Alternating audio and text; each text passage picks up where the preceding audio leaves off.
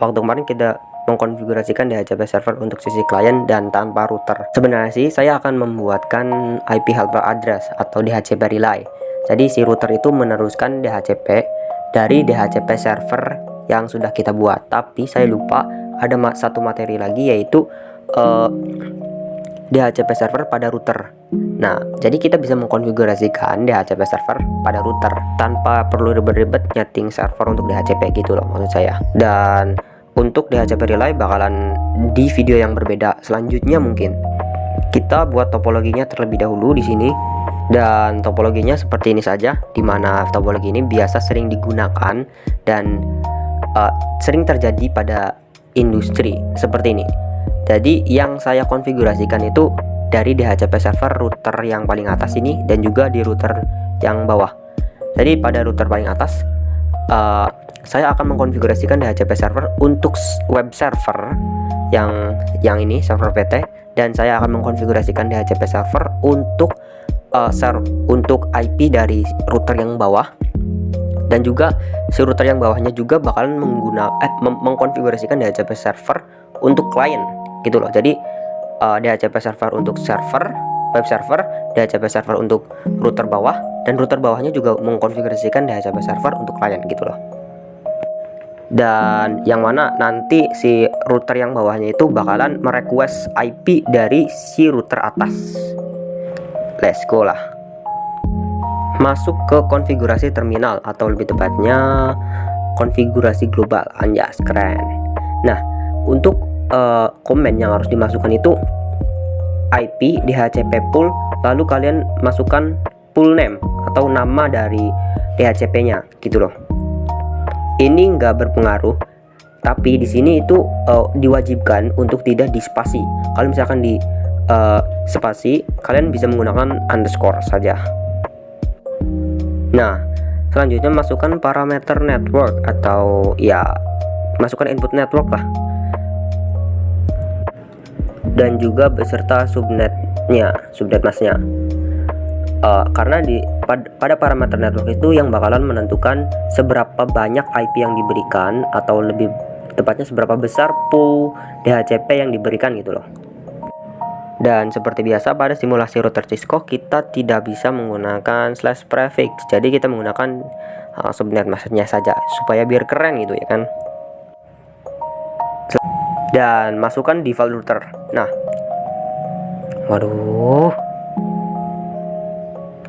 masukkan default router. Nah, apa itu default router? Jadi default router itu IP dari portnya gitu, IP yang diberikan untuk DHCP.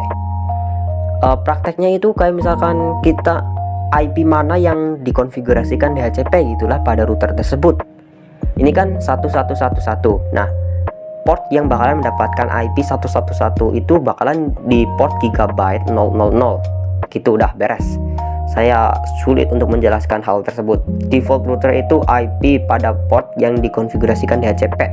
Dah gitu aja. Selanjutnya juga ada parameter DNS, di mana DNS ini untuk sisi klien. Jadi kalau misalkan kalian mempunyai DNS sendiri atau mempunyai DNS yang spesifik, kalian bisa memasukkannya di sini. Kalau enggak ya bisa menggunakan DNS public seperti DNS Google, atau kalau misalkan tidak mau diisi ya tinggal dikosongkan saja, tidak apa-apa. Dan juga kita bisa menambahkan domain name. Nah, di sini bisa menggunakan nama DNS dan juga IP DNS-nya ya. Kalau domain name, khusus domain name.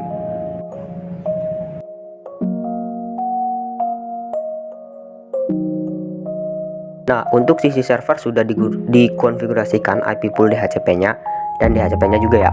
Dan selanjutnya untuk sisi kliennya atau si router ini ya, router bawah. Masukkan hal yang sama seperti tadi dan masukkan input IP dan juga subnet mask, network, dan lain kawan-kawan sebagainya. Intinya sih hampir sama, tinggal membedakan IP yang dikonfigurasikannya saja.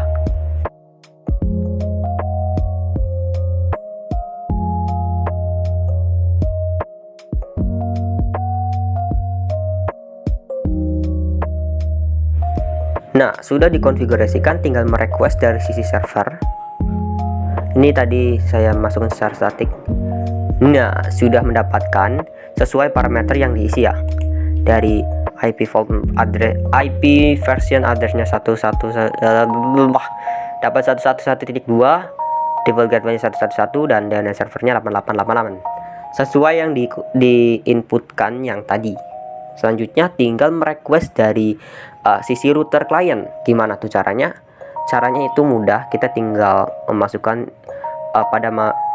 konfigurasi terminal dan pada menu interface-nya, di mana di sini pada interface gigabyte 0/0 ya pada sisi router klien untuk merequest DHCP yang ada pada gigabyte 0001 pada router yang ada di atas gitu. Nah, kalau kalian bertanya kenapa ini kabelnya masih merah, ya karena belum dinyalakan. Ya, tugas kita ya tinggal menyalakan interface-nya. Dan untuk router yang paling atas itu dikonfigurasikan IP default router pada interface-nya. Dan untuk router yang paling bawah itu kita merequest IP dari DHCP yang sudah dibuat dari router atas yang tadi kita buat. Dan ya di sini kabelnya udah hijau, ya tugas kita tinggal merequest dari router bawah. Tapi ya konfigurasikan dulu default router pada interface-nya. Dan di sini ya seperti biasa kita mengkonfigurasikan IP address, dan IP addressnya itu default router ya. Nah, sekarang kita tinggal request IP dari interface router yang paling bawah dari DHCP yang atas. Tinggal bukan DHCP, IP address DHCP. Nah, kita mendapatkan IP dari si router atas. Dan itulah cara merequest dari sisi routernya. Selanjutnya kita bakal mengkonfigurasikan dari DHCP untuk si PC kliennya. Coba ping, oke, aman.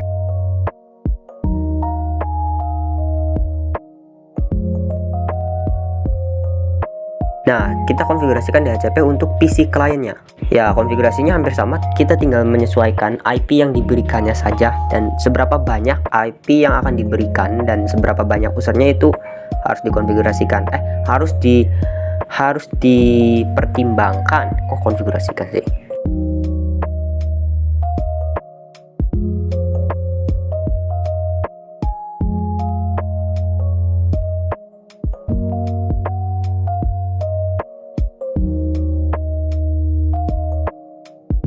Oke, sudah.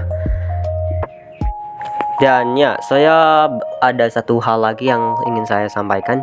Kita tidak bisa mengkonfigurasikan DHCP server pada kabel serial. Kalau gigabyte Ethernet sama fast Ethernet itu nggak bisa. Kalau misalkan kabel serial itu yang merah-merah untuk router itu nggak bisa ya secara defaultnya. Dan sampai jumpa di video selanjutnya.